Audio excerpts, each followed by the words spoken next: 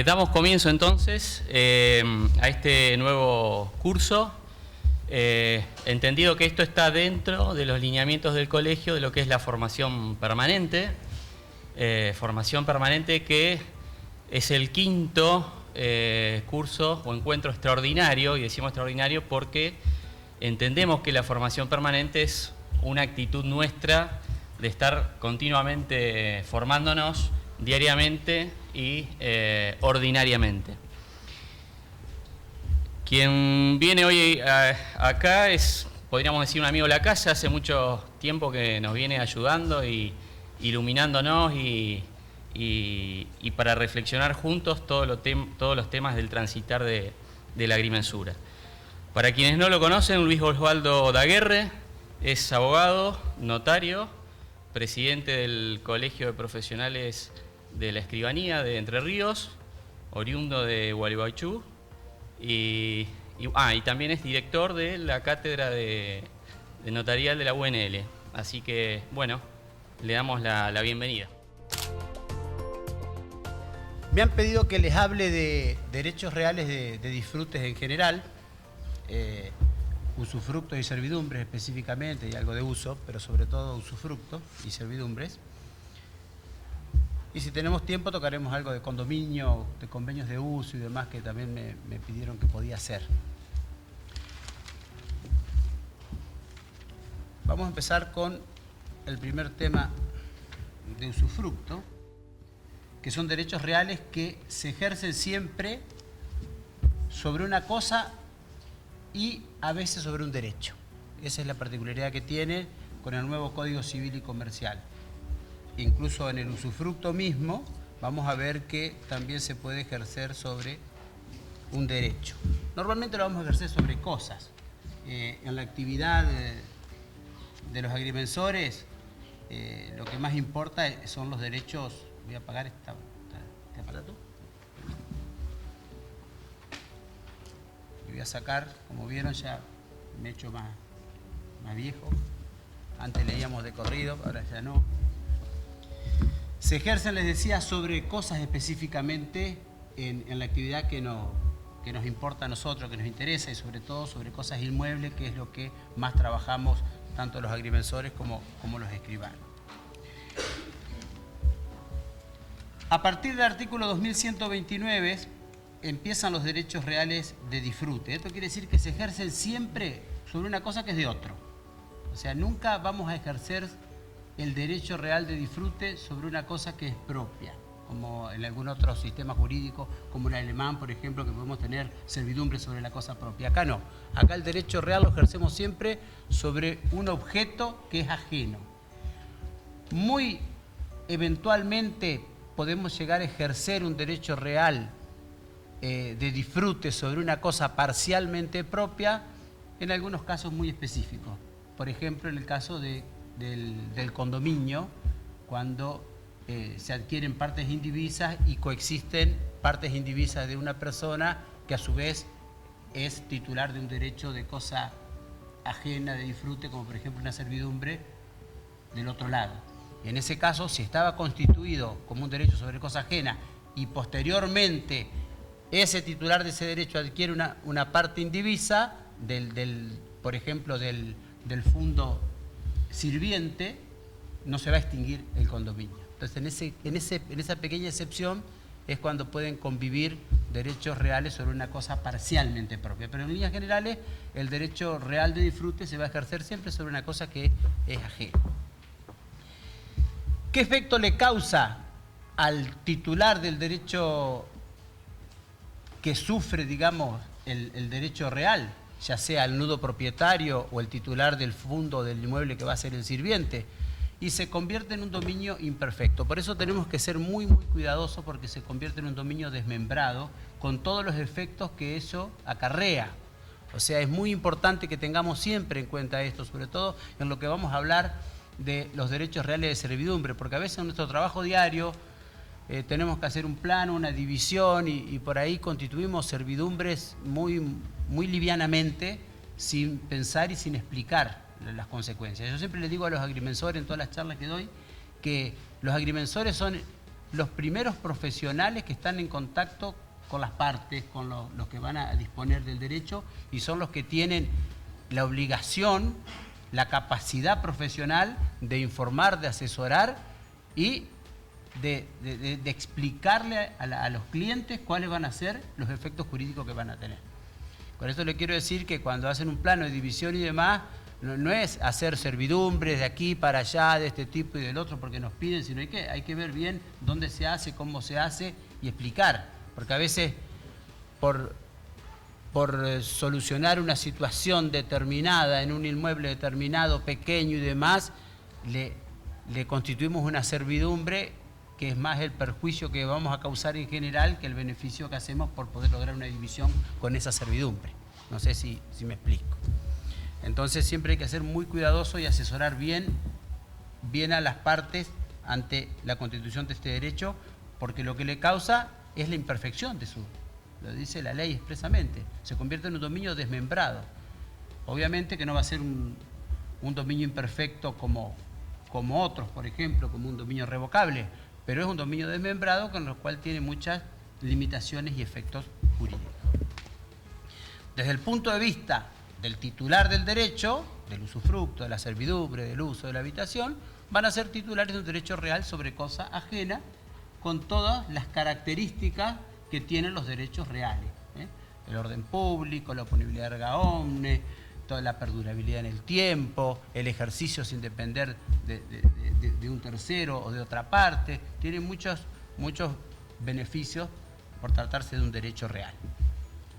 Muy bien. El más conocido y el primer derecho real, que ya lo tenemos del derecho romano, es el usufructo, que está definido en el artículo 2129 del Código Civil y Comercial. ¿Qué nos dice este concepto? Usufructo es el derecho real de usar, gozar y disponer jurídicamente de un bien ajeno sin alterar la sustancia. Hay alteración de la sustancia si es una cosa cuando se modifica su materia, forma o destino, y si se trata de un derecho cuando se lo menoscaba. Entonces, ¿es un derecho real? Ninguna duda. Sobre cosa ajena. Ya directamente tenemos bien clarito eso y ya lo expliqué. Que se ejerce, ya no podemos decir, como decía el viejo 2807, sobre una cosa. Se ejerce sobre un objeto. Ese objeto ya puede ser una cosa, como es normalmente, pero también puede serlo un derecho, cuando la ley lo establece.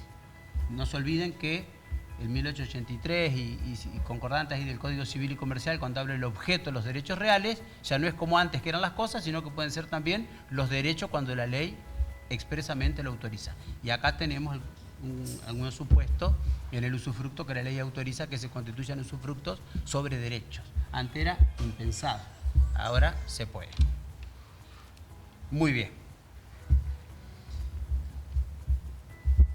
Usar, gozar y disponer jurídicamente de un bien ajeno. Usar, gozar y disponer. Todos sabemos lo que significa usar como sinónimo de utilizar la cosa. Gozar como sinónimo de percibir los frutos que la cosa dé. No se puede gozar sin usar porque van juntos. Y se agrega algo que no estaba en el sistema anterior, la disposición jurídica, la disposición jurídica sobre la cosa. Pero ¿a qué hace referencia con disposición jurídica? Yo no voy a enajenar la cosa si la cosa sigue siendo del nudo propietario. Lo que podría hacer es disponer de mi derecho. Algo que estaba prohibido en el régimen anterior, ahora está permitido. En el régimen anterior, el código decía, no puede ser objeto de usufructo el propio usufructo. O sea, con eso lo prohibía de plano. Ahora el Código Civil y Comercial regula la transmisión. Es más, y se han dicho en las últimas jornadas nacionales que trató este tema del 2015 en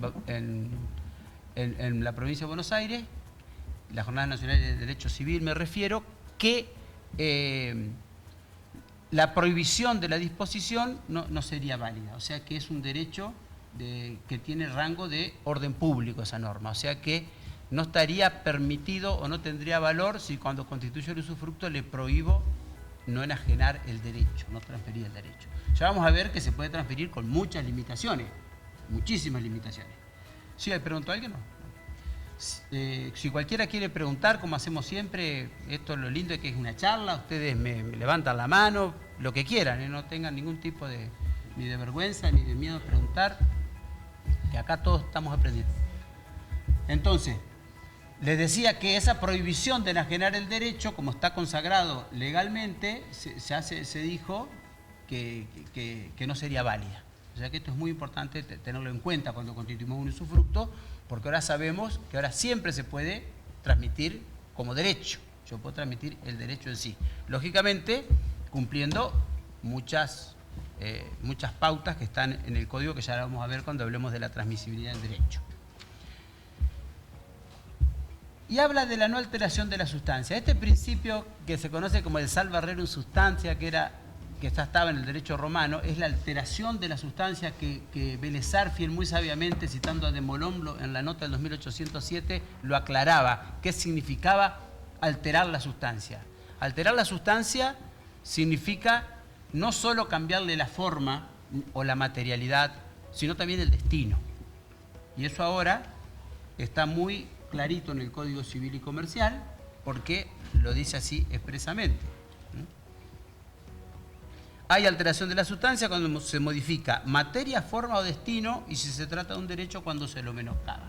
Tan importante es esto de no alterar la sustancia por parte del usufructuario, que es el titular del derecho real, que si se comprueba judicialmente, tiene que ser, por supuesto, la alteración de la sustancia en cualquiera de sus 4 variantes, materialidad, forma o destino, o menoscabo si es un derecho, causa la extinción del derecho.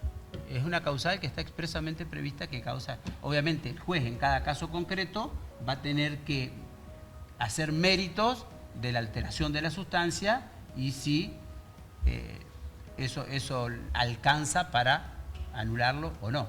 Pero es una causa de extinción que lo tiene que declarar el juez. ¿Qué significa cambiar la sustancia en relación a la forma o materia? Y como ustedes lo pueden presumir, es cambiarle la materialidad en sí, romper paredes, destruir construcciones, alterar fachadas, todo eso es alteración de la sustancia. Y si es un usufructo rural, por ejemplo, cambiarle el destino, hacerlo agropecuario si estaba preparado para que sea agrario, o cambiar o colocarle un tipo de fertilizantes que esté prohibido o que lo dañe, o forestarlo, o todo eso que significa un cambio del destino de la cosa que el nudo propietario le había asignado cuando constituyó el usufructo. Por eso es muy importante que esté bien clarito el destino, porque a veces constituimos los escribanos usufructo así nomás sin ningún miramiento y ponemos constituye usufructo y no ponemos nada del destino que tenía, para qué era. Por ejemplo, si es una casa en la ciudad, si yo no aclaro que el destino es para habitarlo y bien como lo que yo quiero que sea, obviamente el usufructuario tendrá derecho a hacer algunas modificaciones en relación al destino. Muy bien. Seguimos.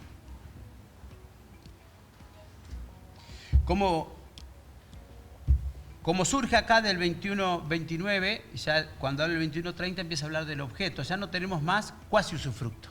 El cuasi usufructo, el usufructo ese que tenía por objeto cosas fungibles, ha salido del Código Civil y Comercial, que antes estaba regulado en el Código de Vélez. Ya le voy a decir por qué.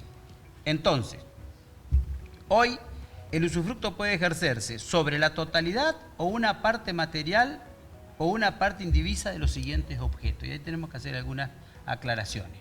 Entonces, sobre la totalidad, una parte material o una parte indivisa, dice el 21-30. ¿De qué? De una cosa fungible.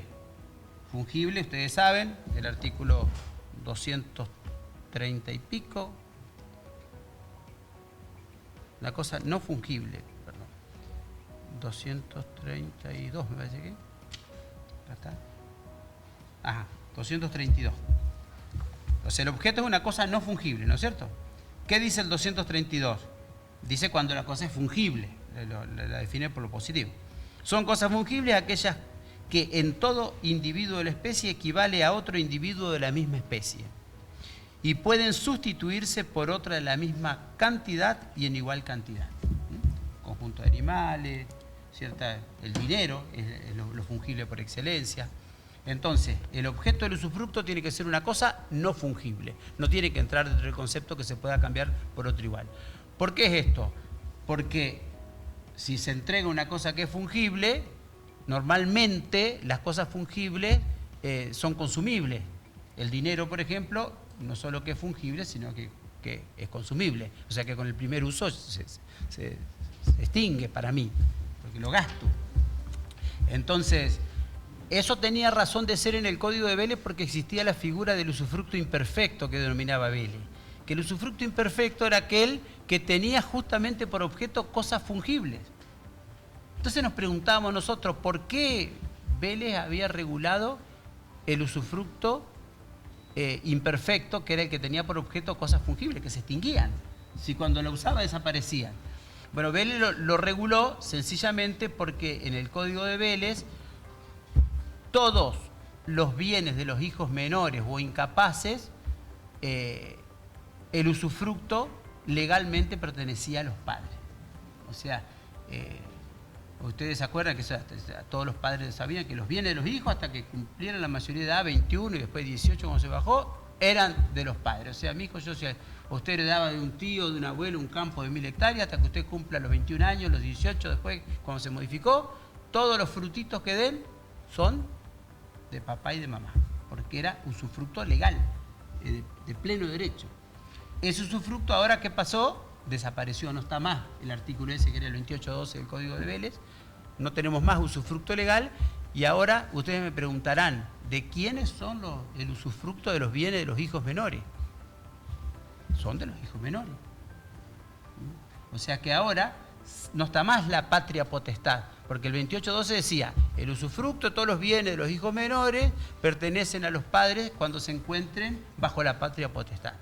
La patria potestad no existe más en el Código Civil y Comercial. Ahora se llama responsabilidad parental, que es lo que reemplazó la patria potestad con distintas obligaciones. O sea que está mal, no digan más patria potestad porque es un término jurídico que no existe más. Lo que tenemos ahora es responsabilidad parental y con el tema que estamos hablando, todos los bienes de nuestros hijos son de nuestros hijos y nosotros en función de la responsabilidad parental solamente somos administradores con obligación de rendir cuenta cuando sean mayores de edad. O sea que cuando el nene cumpla 18 puede decir, papá, ¿qué hiciste con los 10 años de arrendamiento del campo? Y si lo exige, está la obligación de rendir cuenta y eventualmente de devolver si se administró mal. Entonces, por esa razón Vélez había puesto el cuasi usufructo. ¿Por qué? Porque si en el usufructo, en los bienes de los hijos, había cosas consumibles, si el padre tenía el usufructo legal, si no existiera el cuasi usufructo, el padre no la podía usar porque la extinguía, la consumía. Entonces, por eso reguló esa figura imperfecta, que ahora con toda esta modificación del régimen general, desapareció. No tenemos más usufructo sobre cosas fungibles, salvo un supuesto que está contemplado en el 2130, que es el conjunto de animales, que dice una cosa fungible cuando recae sobre un conjunto de animales. O sea que el único usufructo que hoy tenemos en nuestro sistema jurídico de cosas fungibles es el conjunto de animales. O sea, yo puedo dar en usufructo 50 animales de determinada característica, obviamente van a tener crías, se van a morir, van a nacer, se van a vender, se van a cambiar, pero yo siempre tengo que, al término del usufructo, devolver la misma cantidad de animales que me dieron al inicio con las mismas características. Y tengo que reemplazar si se mueren algunos y demás. Pero salvo ese caso específico, no tenemos más usufructos de cosas fungibles. Muy bien. El usufructo normal es el de la cosa no fungible, o sea, normalmente los inmuebles. O sea, que la figura del usufructo, que eso está muy relacionado con la actividad de ustedes también, se constituye normalmente sobre inmuebles. es la constitución más común. Y la novedad es el usufructo de derechos. Tenemos dos tipos de usufructo de derechos. El primero, que si bien el primer caso que les doy no es una novedad porque ya estaba en la Ley General de Sociedades, es el derecho en los casos en que la ley lo prevé. Y eso es el caso del artículo 218 y 156 de la Ley de Sociedades, cuando permite dar en usufructo las acciones en una sociedad o las cuotas en una SRL. O sea, el usufructo de cuotas o el usufructo de acciones. Es muy común, eso también es común que se entregue. Acá tenemos que tener en cuenta que hay una variación en el principio general porque la ley específica, la Ley de Sociedades, así lo dice, que es con los derechos políticos. Si constituyen, no se olviden, si alguna vez, no en el ejercicio de su profesión, pero si les toca constituir un derecho o participar en un usufructo de acciones, tengan en cuenta que el usufructo de acciones o de cuotas solamente le da derecho a los dividendos, no a los derechos políticos. Las acciones siguen siendo, y la calidad de socio sigue siendo el nudo propietario. Y la Ley de Sociedades dice que el único caso en que ustedes van a tener el usufructuario los derechos políticos, o sea, poder votar, decidir en la sociedad, es que expresamente en el título constitutivo así se consigne. Porque si no es al revés. Si no se consigna eso, todos los derechos políticos están a cargo del nudo propietario, los conserva. Y eso es fundamental, en la parte comercial es fundamental, porque si es una sociedad, ¿de qué me sirve tener el usufructo si el que va a manejar las decisiones y toda la sociedad es el nudo propietario? Y a mí me va a dar solamente el derecho a obtener los beneficios que la sociedad arroje en su balance. Y si hay mala fe y hay enemistad o las cosas andan mal, bastará con que no se repartan beneficios para que como usufructuario si el nudo propietario tiene los derechos políticos, capitaliza todos los años, no da ganancia, me quedo sin nada. O sea, tengan en cuenta eso porque eso ha traído muchos dolores de cabeza en empresas muy importantes. Cuando usufructuarios han querido manejar la empresa, han querido votar y demás, y en un momento usted no lo tiene y se acabó. Y el último inciso, el D del artículo 2130, que habla de todo o una parte indivisa de una herencia cuando el usufructo es de origen testamentario. Esa sí es la novedad. O sea, algo que era impensado hace unos años, antes del 2015, ahora podemos constituir un usufructo sobre todo o parte de una herencia, cuando es de origen testamentario. ¿Se entiende eso? Por ejemplo, antes era imposible, pero hoy yo puedo tener un testamento que a mí me nombra heredero y yo puedo, por testamento, transferirle el usufructo de esos derechos hereditarios a una tercera persona, a un hijo o a quien yo quiera. Entonces él como usufructuario llevará adelante todos los trámites necesarios de la sucesión y va a obtener, una vez que obtenga la inscripción a nombre, la nuda propiedad mío y déle el usufructo, podrá obtener todos los frutos que den las cosas que integran el acervo hereditario. Eso es muy importante, porque es un caso que se constituye sobre una universalidad jurídica por todos los bienes, derechos y cosas que integren el acervo hereditario. Muy bien. ¿Quiénes pueden constituir usufructo? Y ese es un tema también que lo vemos muchas veces, a ver qué. Es un derecho real y para constituir cualquier derecho y sobre todo los derechos reales tenemos que estar legitimados. Y la legitimación para constituir un derecho real de usufructo nos da el artículo 2131. Solo están legitimados para constituir usufructos el dueño, ahí no habría ningún inconveniente, cuando es titular de derecho de dominio, el titular de un derecho de propiedad horizontal. Acá tenemos que distinguir en la propiedad horizontal. Una cosa es constituir usufructo sobre la unidad funcional. La unidad funcional, acuérdense que ese concepto que es fundamental, que siempre hay que tenerlo muy, sobre todo los agrimensores, que integra la unidad funcional. La unidad funcional no es el departamento, la unidad funcional es lo que representa el derecho del titular en la propiedad horizontal. La unidad funcional está integrada por la parte privativa, el porcentaje en las partes, en las partes comunes, las unidades complementarias, la participación en el condominio del terreno, todo eso integra la unidad funcional. La unidad funcional se puede dar en usufructo, no hay ningún problema. Yo tengo una unidad funcional con todo eso que yo les dije que integra, puedo constituir un usufructo, solamente el titular de la unidad funcional. Si son dos condóminos, obviamente tienen que firmar los dos. Cosa distinta es cuando les toca constituir un derecho real de usufructo en una parte común, en un inmueble sometido al régimen de la propiedad horizontal. ¿Quién lo constituye ahí? ¿Qué les parece a ustedes? El consorcio. Pero ¿se requerirá unanimidad? Depende de la servidumbre, pero yo creo que... Yo personalmente entiendo que se requiere la unanimidad, porque modifica el estatuto y es una cláusula que modifica el reglamento y demás. O sea que hay que tener en cuenta siempre que se constituye, quién lo constituye, si el titular de la unidad funcional o el consorcio en un régimen de propiedad horizontal sobre partes comunes. En el condominio pasa lo mismo, se puede constituir usufructo sin ningún tipo de inconveniente, pero si grabo toda la cosa necesito, ¿qué? La unanimidad. Pero acá sí yo puedo constituir sobre mi parte indivisa. ¿Se entiende ahí? Fíjense la diferencia. En el régimen de propiedad horizontal, ahí queda clarito como el régimen de propiedad horizontal es un régimen distinto del régimen del condominio y demás. No podemos nunca asimilarlo. Si bien por ahí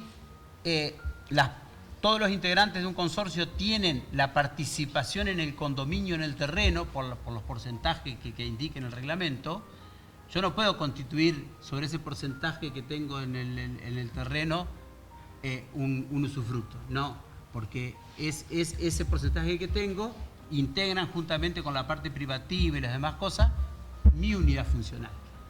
Pero si soy condómino liso y llano de un terreno, tengo el 50% indiviso, yo puedo constituir un derecho de usufructo de mi parte indivisa. Y entonces, el usufructuario va a ocupar el mismo lugar que yo tengo en relación al uso y goce sobre la totalidad de la cosa, sobre ese inmueble, por ejemplo. Entonces ahí sí no hay problema. Pero si quiero constituir un usufructo sobre todo el inmueble, ahí necesitaré la unanimidad. Pero sobre la parte indivisa no hay ningún problema que lo pueda constituir. El superficiario, nosotros ya alguna vez dimos superficie, el derecho real de superficie puede constituir. Acá se ve claramente que la superficie es un derecho que tiene más facultades incluso que el usufructo. Si bien ustedes me pidieron que hablara de derechos reales de disfrute, vamos a hablar de usufructo y servidumbre por el tiempo, pues si no, no llegamos, pero en un aspecto la superficie también es un derecho real de disfrute en su doble raíz, en la parte que se ejerce sobre un inmueble ajeno. Lo que es propio es la propiedad superficiaria, lo plantado o lo construido. No hay duda, el código lo dice, que ese superficiario va a poder constituir derecho real de usufructo en favor de cualquiera sobre el inmueble que tiene dado en superficie. Obviamente va a estar limitado el derecho real de usufructo a la duración de la servidumbre, que se va a extinguir con él. Muy bien. Y los comuneros, ya lo expliqué recién, el caso del usufructuario y del condominio y demás que pueden constituir. ¿Cómo se va a constituir? Depende del objeto. ¿Cuál va a ser el título y cuál va a ser el modo? Título como causa, con el 1891-92 del Código Civil y Comercial. La causa va a ser un hecho o un acto jurídico, o sea que normalmente se puede constituir por contrato, oneroso o gratuito. Si no dice nada, hay presunción de onerosidad. Si en el título constitutivo no se aclara si es oneroso o gratuito, se presume que es oneroso. Va a poder constituirse por disposición de última voluntad, a través de un legado, un testamento. Se va a poder adquirir por usucapión, por prescripción adquisitiva, porque si bien acá no dice nada, como decía el viejo Código de Vélez, que tenía un requisito que se podía adquirir, pero acá está en la parte general. ¿Qué dice el código? Todos los derechos reales que se ejercen por la posesión se pueden adquirir por usucapión, larga o corta.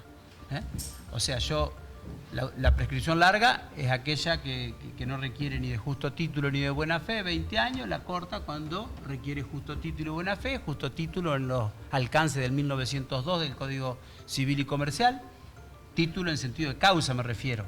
A eso se refiere cuando hablamos de justo título, porque es muy común confundir el justo título con algún boleto de compraventa, con algún documento. No, el justo título hace referencia a lo que dice el 1892, a la causa de adquisición del derecho. O sea, un justo título, por ejemplo, es un contrato de constitución de usufructo que cumple con la forma legal si es un inmueble que es de escritura pública y que le falta o la capacidad del transmitente o la legitimidad. O no es titular o no tiene capacidad. Entonces, ejemplo, si yo le robo el título de propiedad a mi hermano, que es muy parecido a mí, y voy a un escribano y constituyo un usufructo a favor de él, el escribano me toma por mi hermano, constituyo, no soy el dueño, no estoy legitimado para constituir ningún derecho. Pero a ese título se refiere, el título que es causa, que es el contrato revestido de la forma. O sea, no solo la causa que le da origen, sino las formas que la ley exige, que en este caso es la escritura pública. Entonces, lo que él adquirió es un derecho real de usufructo y no, si no, yo no era el dueño. Pero bueno, pero él tiene un título justo. Ese es el único título que le da la aptitud para usucapir corto. Cuando él tiene buena fe. ¿Qué significa que tenga buena fe? Que no sabía que yo no era mi hermano. El desconocimiento. Lo mismo que una venta. Si yo le vendo el inmueble a mi hermano a él y el escribano no me identifica bien, no me distingue, no me conocía y bueno, hizo la escritura, hacemos el contrato, él me paga el precio, él es de buena fe, él adquirió el dominio y no es él.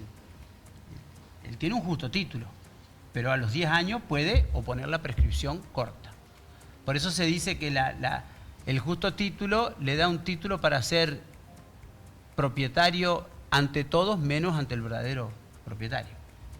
O sea, él sería usufructuario ante todos menos ante mi hermano, que es el dueño. Pero si mi hermano dejó pasar 10 años, él puede decir, no, un momento, yo ya lo adquirí por usucapión corta.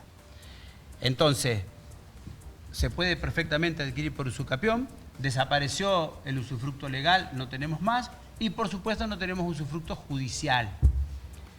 Pese a que hay un par de artículos por ahí en la parte del divorcio y las recompensas en el cese de la unión convivencial, vieron que ahora cambió todo, ahora somos convivientes, no somos más concubinos, y ahora los convivientes pueden tener derecho a recompensa, cosa que antes era impensado. Entonces, por ahí hay dos artículos en el Código que dan pie a que alguna pequeña partecita de algunos autores afirmen que en algunos supuestos el usufructo puede ser judicial. Porque el Código dice por ahí que cuando se divorcian dos personas o cuando hay reclamos de recompensa y demás, el juez puede obligar a constituir un usufructo en favor de uno de los cónyuges de los convivientes. Pero salvo esos casos, la prohibición de usufructo judicial está expresa en el artículo 2133. En ningún caso el juez puede constituir usufructo o imponer su constitución. En ningún caso. Tiene esa contradicción el Código con lo que dice en la parte esta que le señalé. Pero bueno. Obviamente, una vez que cumplimos con el título, que es el contrato, la causa y la forma que la ley indica, hay que hacer tradición porque se ejerce por la posesión. Todos los derechos reales se hacen por la tradición, salvo que sea una causa originaria.